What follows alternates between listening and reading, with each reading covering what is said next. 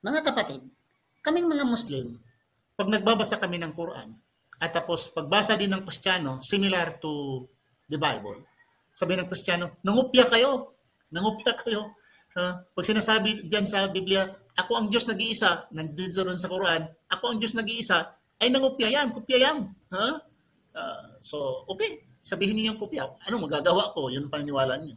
Pero ang Biblia, ninyo, mabasa sa Isaiah 44, versikulo 6, sinasabi dito, says the Lord, the King of Israel, and His Redeemer, the Lord of hosts. I am the first, I am the last, and beside me, there is none God. I am the first, I am the last. I am the Alpha, I am the Omega. Pag nabasa sa New Testament, nabasa sa New Testament dito, sa Revelation chapter 1, I am the Alpha and the Omega, the beginning and the ending. O si Jesus yan! Si Jesus yan! Nasa ng utak. Sinasabi na nga na sa doon sa Isaiah 44, versikulo 6, na sinabi ng Diyos, I am the Alpha and I am the Omega.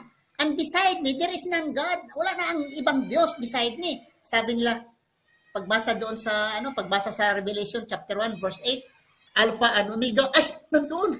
Si Kristo nga. Bakit naman hindi niyo sabihin ng upya yan? Duplicate yan?